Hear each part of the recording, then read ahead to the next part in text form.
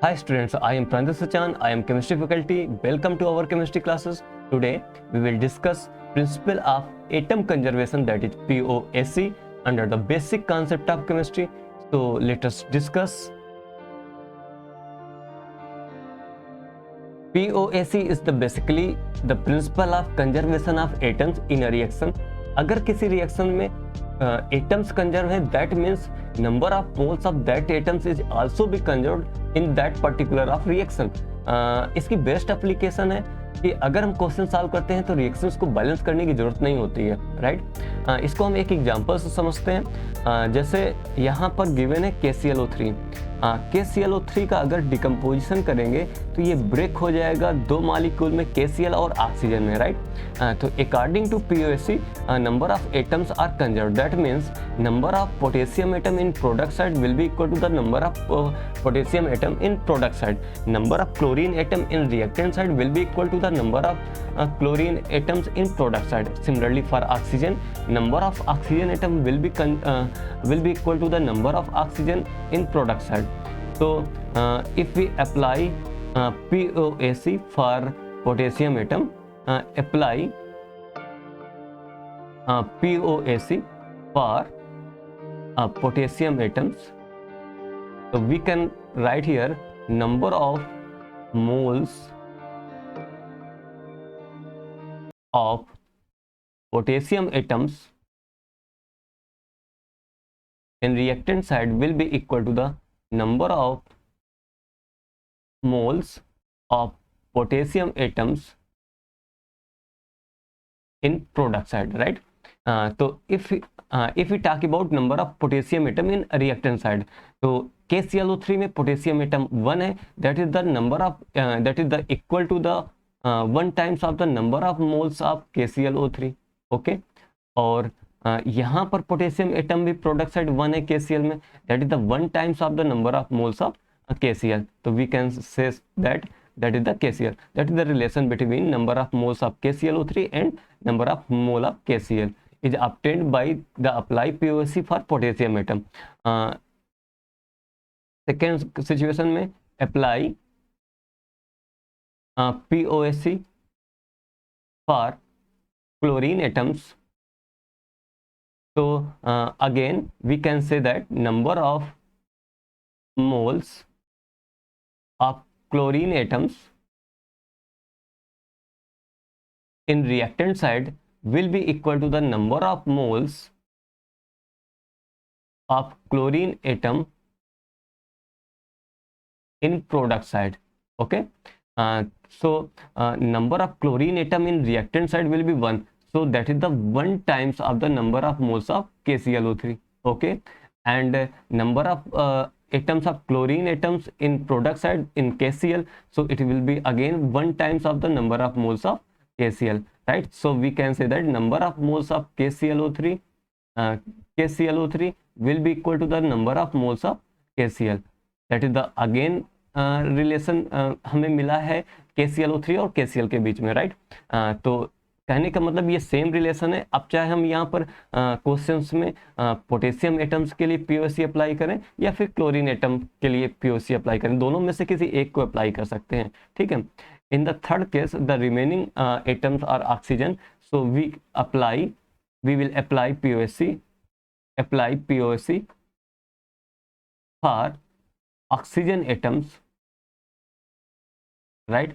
So again we can say that number of moles of oxygen atoms in reactant side will be equal to the number of moles of oxygen atoms in product side। So number of oxygen atom in reactant side is the 3 times of the KClO3, that is the 3 times of the number of moles of KClO3, okay। will be equal to the, यहाँ पर जो oxygen है वो O2 में है, that is the 2 times of the oxygen atom here is the 2 times of the number of moles of oxygen, so we can equate each other। तो again यहाँ पर हमें number of mole of KClO3 और number of mole of oxygen के बीच में ये relation मिलता है अगर हम POAC अप्लाई करते हैं ऑक्सीजन एटम्स के लिए, राइट। तो इन रिलेशंस के हिसाब से, ये फर्स्ट रिलेशन और ये सेकेंड रिलेशन के हिसाब से हम क्वेश्चंस को सॉल्व करेंगे। इसको हम एक एग्जांपल से समझते हैं। क्वेश्चन है a sample of KClO3 on decomposition yielded 448 ml of oxygen gas at NTP, calculate weight of oxygen, weight of KClO3 originally taken and weight of KCl produce. तो यहाँ पर हमें सबके वेट फाइंड आउट करने हैं। Wait हम easily find out कर लेंगे अगर इन टर्म्स के हमें नंबर ऑफ मोल्स आ जाते हैं, राइट। तो और हमें यहाँ पे फोकस कर लेना कि हमें यहाँ पे डेटा क्या गिवन है। तो डेटा गिवन है, ऑक्सीजन का डेटा गिवन है और ऑक्सीजन के हम number of moles find out कर लेते हैं। तो यहाँ पर 448 ml एट NTP गिवन है, that means we can calculate number of mole of oxygen will be 448 ml, that is the given volume upon molar volume. A molar volume will be at NTP 22,400 ml. So that is the number of mole will be 2/100. अगर मैं इसको cut करता हूँ तो so it will be 0.02 mole of oxygen, जो कि हमें question में गिवन है। यहाँ पे हमें बोला गया है कि KClO3 का डिकम्पोजिशन हुआ है, तो हमने डिकम्पोजिशन कर लेना है। तो क्या ब्रेक होगा, KCl होगा और ऑक्सीजन फॉर्म हुआ है। जो ऑक्सीजन के अमाउंट गिवन है वो 0.02 गिवन है, राइट। और हम इस क्वेश्चन को POSC की हेल्प से सॉल्व करेंगे, राइट। तो अगर हम POSC की हेल्प से सॉल्व करेंगे तो हमें इस इक्वेशंस को बैलेंस करने की जरूरत नहीं है। तो in the first case we apply POSC for potassium atom, right? So we can say that number of moles of potassium atoms in reactant side will be equal to the number of moles of potassium atoms in product side. Okay, so potassium atom in reactant side is the 1 times of the number of moles of KClO3, and number of potassium atoms in KCl, that is the also 1 times of the number of moles of KCl, right? तो इस relation पे हम लोग focus करेंगे। ये relation हमें बताएगा number of mole of KClO3 और KCl के बीच में, और यहाँ पर हमें ये ऑब्जर्व हो रहा है कि दोनों के मोल्स इक्वल होंगे, राइट। सेकेंड सिचुएशन में हम इसको इक्वेशन एलेट कर लेते हैं। सेकेंड हम क्लोरीन के लिए अप्लाई करेंगे तो भी यही रिलेशन मिलेगा, तो वहाँ से हमें कोई फायदा नहीं होने वाला है। तो हम यहाँ पर apply POSC for remaining oxygen atom. तो apply POSC for oxygen atoms. So we can say that number of moles of oxygen atoms in reactant side will be equal to the number of moles of oxygen atoms in product side. तो यहाँ पर reactant side जो oxygen atom है वो 3 times है, 3 times है number of moles of KClO3 के, और प्रोडक्ट साइड में ये 2 टाइम्स है number of mole of oxygen के, राइट। हाँ, तो अगर हम बी रिलेशन में जाएं तो यहाँ से हमें number of moles of KClO3 आ जाएंगे, right. So number of moles of KClO3 will be equal to the 2/3 number of moles of oxygen, and यहाँ पे हमने number of moles of oxygen calculate किए हैं 0.02, so it will be 2/3 into 0.02, so it will be 0.04 divided by 3 moles। And अगर हमें KClO3 के मोल find out कर रहे हैं तो ए इक्वेशन को यूज करके हम KCl के मोल्स फाइंड आउट कर लेंगे, and so number of moles of KCl will be equal to the number of moles of KClO3, so it will be equal to the again 0.04/3 moles, right। तो यहाँ पे हमें oxygen का weight find out करना है, KClO3 का weight find out करना है और KCl का वेट फाइंड आउट करना है। तो यहाँ पे हमने number of moles of KCl find out कर लिए, number of moles of KClO3 find out कर लिए, और number of moles of oxygen find out कर लिए। अगर हम number of moles find out कर लेते हैं तो अब वेट इजीली फाइंड आउट कर ले। आई होप कि सब लोग इसका वेट कैलकुलेट कर रहे हैं। कैसे कैलकुलेट करेंगे, नंबर ऑफ मोल्स होता है given mass upon molar mass, so weight will be number of moles into molar mass. तो हमें number of moles already calculate कर लिए, मोलर मास सबको कैलकुलेट करना आता है, तो हम वेट फाइंड आउट कर लेंगे, राइट। तो आई होप कि आप लोग वेट इसका फाइंड कर लेंगे, right.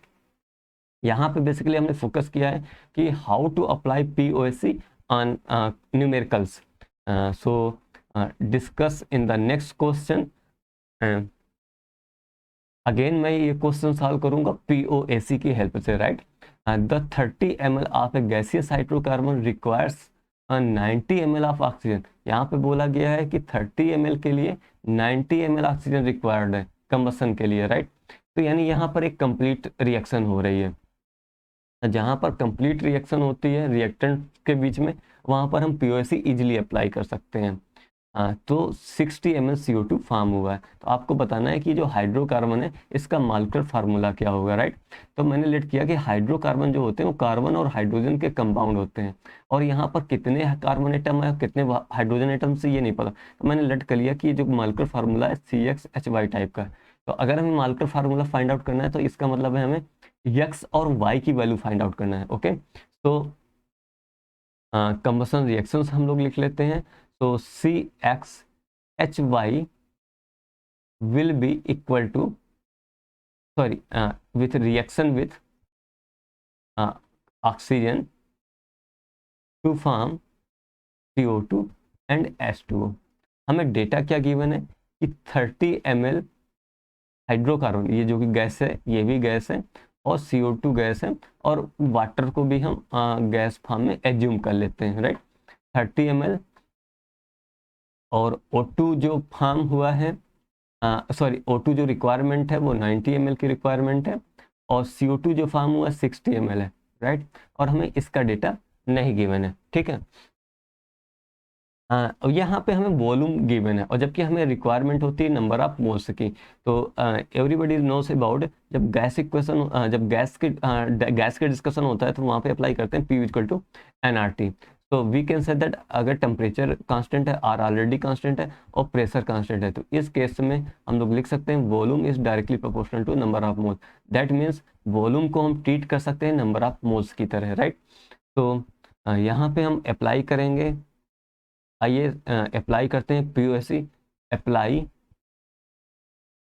POSC for carbon atoms, right.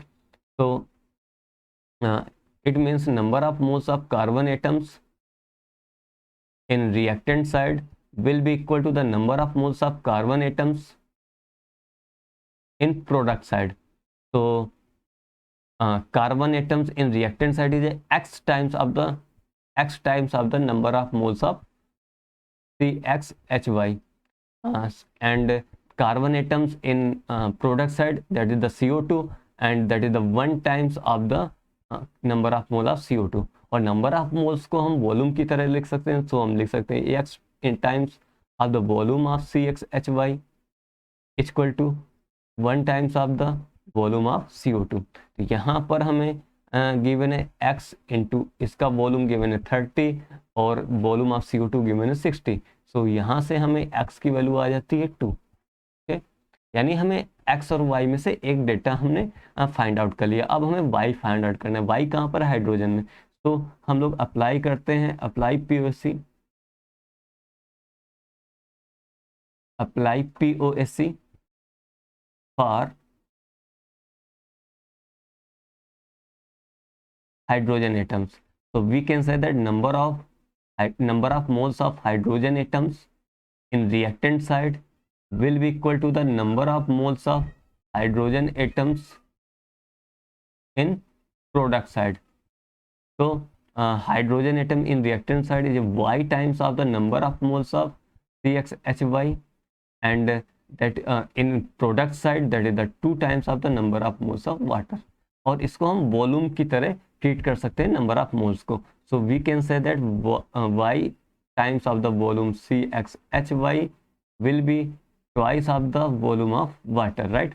तो यहाँ पर हमें इसका डेटा तो पता है, बट हमें वाटर का वॉल्यूम नहीं पता है, ठीक है। तो वाटर का वॉल्यूम फाइंड आउट करने के लिए एक अभी डेटा बचा हुआ है ऑक्सीजन का। तो हम लोग अप्लाई करते हैं oxygen, apply POSC, apply POSC for oxygen atoms, ठीक है। तो ऑक्सीजन एटम्स के जब अप्लाई करेंगे that means number of moles of oxygen atom in reactant side will be equal to the number of moles of oxygen atoms in product side. तो reactant side oxygen atom है 2 times of the number of moles of O2 equal to यहाँ पर oxygen atom CO2 में भी है और water में भी है, तो दोनों का काउंट होगा।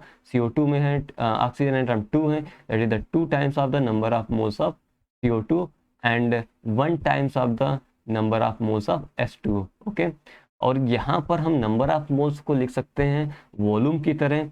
So we can say that twice of the volume of oxygen will be equal to the twice of the volume of CO2 plus 1 time of the volume of H2O।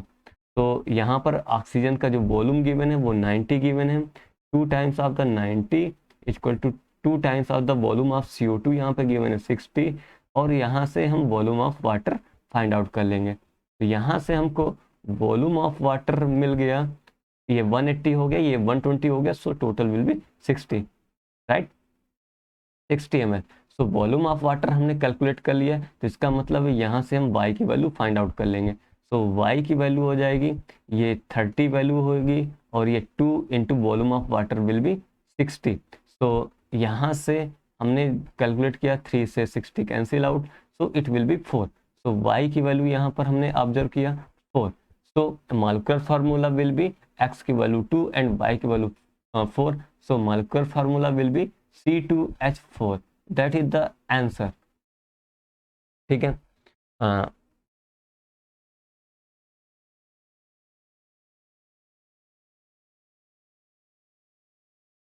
In the next question हम लोग POAC apply करते हैं कि जो reactants हैं वो एक complete reaction नहीं है, यानी स्टाइकोमेट्रिक रिक्वायरमेंट के हिसाब से वहाँ पर डेटा नहीं गिवन है, राइट।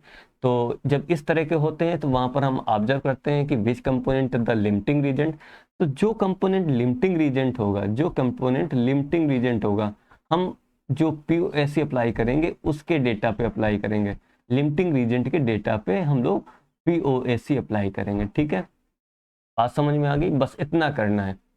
ठीक है, अगर कंप्लीट रिएक्शन है तो कोई प्रॉब्लम नहीं है, अगर कंप्लीट डेटा नहीं गिवन है, यानी वो स्टोइकोमेट्रिक रिक्वायरमेंट के हिसाब से डेटा नहीं गिवन है, तो हम लिमिटिंग रिएजेंट के डेटा पे POAC अप्लाई करेंगे। ओके, आइए देखते हैं कि इसको कैसे सॉल्व करेंगे। तो सबसे पहले हमें इस क्वेश्चन में ये फाइंड आउट करना पड़ेगा कि यहाँ पर लिमिटिंग रिएजेंट कौन सा है, राइट, और उसके नंबर ऑफ मोल्स कितने हैं। यहाँ पे 50 ग्राम नाइट्रोजन गिवन है और 10 ग्राम हाइड्रोजन गिवन है। तो अगर हम यहाँ पर number of moles of nitrogen calculate करें तो ये हो जाएगा 50 अपान 28, और number of moles of hydrogen find out करें तो ये हो जाएगा 10/2, that is the 5 mole.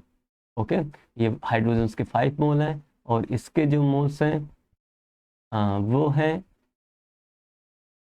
1.78 mole. Okay, और हमको फाइंड करना है what is the amount of ammonia, amount find करना है, तो दैट इज द हमें number of moles of ammonia find out कर लेंगे, तो वेट ऑलरेडी फाइंड आउट कर लेंगे। What is the amount of reactant remaining, तो जो एक्सेस अमाउंट है वो कितना रिमेनिंग है, राइट। तो बेसिकली अगेन हमें यहाँ पर number of moles of ammonia calculate करना है। ठीक है, तो सबसे पहले हम लोग फोकस करें कि इन दोनों डेटा में लिमिट में कौन सा है, नाइट्रोजन लिमिटिंग में है कि हाइड्रोजन लिमिटिंग में है। तो we can say that nitrogen react with hydrogen to form ammonia. तो लेकिन हमें लिमिटिंग रिएजेंट के लिए हमें स्टाइकोमेट्रिक रिक्वायरमेंट या स्टाइकोमेट्रिक डेटा फाइंड आउट करने के लिए हमें इसको रिएक्शंस को बैलेंस करना पड़ेगा। तो यहाँ पे 2 का मल्टीप्लाई हो जाएगा, यहाँ पे 3 का मल्टीप्लाई हो जाएगा। इसका मतलब है स्टाइकोमेट्रिक रिक्वायरमेंट के हिसाब से जो मोल रेशियो है नाइट्रोजन अपॉन हाइड्रोजन का, वो होना चाहिए 1:3 का होना चाहिए, राइट। या फिर कह सकते हैं कि हाइड्रोजन और नाइट्रोजन का जो रेशियो है वो 3:1 होना चाहिए। ठीक है, तो ये जो डेटा है ये स्टाइकोमेट्रिक के हिसाब से है, स्टाइकोमेट्रिक रिक्वायरमेंट ये, ठीक है, इस तरह का डेटा अवेलेबल है। तो हम लोग ये बोलेंगे रिएक्शन ऑलरेडी स्टाइकोमेट्रिक डेटा को फुलफिल कर रहा है। तो आइए चेक करते हैं कैसा क्या है इसमें। तो अगर हम जो गिवन डेटा है उस पर फोकस करें तो ये हो जाएगा number of moles of nitrogen upon number of moles of hydrogen will be 1.78 upon 5। तो वी कैन 8 के आसपास, राइट। और यहाँ पर थिन है 3 है, तो इसका मतलब है कि जो ये वैल्यू है इसका जो डिनोमिनेटर है वो स्मॉल है, दैट मीन्स कि ये वैल्यू ग्रेटर देन है 1/3 से। ओके, तो ग्रेटर देन होने का मतलब है कि यहाँ पर जो नाइट्रोजन है वो एक्सेस पे है और हाइड्रोजन जो है वो लिमिट में है। ठीक है, दैट इज द हाइड्रोजन यहाँ पर लिमिटिंग रीजेंट की तरह वर्क करेगा। ओके, तो जितना भी डेटा होगा वो हम हाइड्रोजन के डेटा पे फोकस करेंगे। तो आइए सॉल्व करते हैं पीओएसी की हेल्प से। तो हमने अनबैलेंस रिएक्शन लिखेंगे nitrogen hydrogen to form ammonia. ठीक है, हम यहाँ पर पीओएसी की टेक्निक से हम ये क्वेश्चन सॉल्व कर रहे हैं, राइट। अगर बैलेंस के थ्रू करना है तो ये ऑलरेडी हमने बैलेंस कर रखा है, उसके हिसाब से आप इजीली डेटा फाइंड आउट कर रहे हैं। हम सिर्फ इतना डिस्कस करने जा रहे हैं कि पीओएसी की हेल्प से ये क्वेश्चंस कैसे सॉल्व करेंगे और पीओएसी इस तरह के क्वेश्चन कैसे अप्लाई करते हैं, राइट। तो फर्स्ट में हम apply POAC for nitrogen atoms, capital N nitrogen atom. तो number of moles of nitrogen atoms in reactant side will be equal to the number of moles of nitrogen atoms in product side. So in reactant side that is the twice of the number of moles of N2 and nitrogen atoms in product side will be the यहाँ पर ammonium 1 atom है, that is the 1 times of the number of moles of ammonia. Okay, but यहाँ पर हमें number of moles of nitrogen stoichiometric data नहीं given है, right. ये given data है और नाइट्रोजन एक्सेस में है। हम किसको यूज करेंगे, लिमिटिंग रीजेंट के डेटा को यूज करेंगे। So in the second question apply POAC, in the second term apply POAC for hydrogen atoms. ठीक है, so number of moles of hydrogen atoms in reactant side will be equal to the number of moles of hydrogen atoms in product side. So in reactant side, that is the hydrogen atom is 2 times of the number of moles of H2 will be equal to the 3 times of the number of moles of ammonia. ठीक है, तो number of moles of ammonia यहाँ से हम लोग find out कर लेंगे number of 2/3 into number of moles of hydrogen. तो हाइड्रोजन के यहाँ पर मोल है 5, सो it will B 10/3 moles of ammonia. Okay, तो अगर हमें यहाँ से अमोनिया के मोल आ गए तो यहाँ से हम इस सेकेंड डेटा से हम number of moles of nitrogen find out कर लेंगे जो हाइड्रोजन के साथ कंज्यूम हुआ है रिएक्टेंट का, जो स्टाइकोमेट्रिक रिक्वायरमेंट को फुलफिल करेगा। तो it will B 1/2 of the number of moles of ammonia. So number of moles of ammonia is the 10/3. So it will be 10/6 और 10/6 को 10/6। ठीक है, तो यहाँ से हमारा ए पार्ट कैलकुलेट हो जाता है और बी पार्ट कैलकुलेट करने के लिए हमें फाइंड आउट करने what is the amount of reactant remaining. तो रिमेनिंग कौन होगा, जो एक्सेस में डेटा है ये रिमेनिंग होगा। तो number of moles of nitrogen remaining equal to the number of moles of nitrogen जो डेटा गिवन है और नंबर ऑफ नाइट्रोजन जो कंज्यूम हुआ है, right, consumed in the reaction. तो गिवन डेटा है ये 1.78 है और ये 10/6 को हम लोग लिख सकते हैं 1.67। ओके, तो 1.67, so it will be 0.11 moles of remaining nitrogen, that is the answer.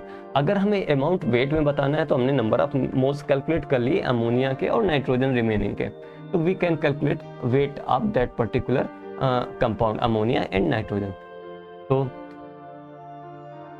Dear students, आज के लेक्चर में हमने सीखा कि पीओएसी को कैसे अप्लाई करते हैं और स्टाइकोमेट्रिक रिक्वायरमेंट फुलफिल है उस केस में कैसे पीओएसी अप्लाई करेंगे, और स्टाइकोमेट्रिक डेटा रिएक्टेंट्स का अगर फुलफिल नहीं हो रहा है तो उसमें हम लिमिटिंग रेजेंट को यूज करके किस तरह से पीओएसी अप्लाई करते हैं। आई होप कि आपको पीओएसी अप्लाई करना आया होगा। तो मिलते हैं नेक्स्ट लेक्चर में। Thank you.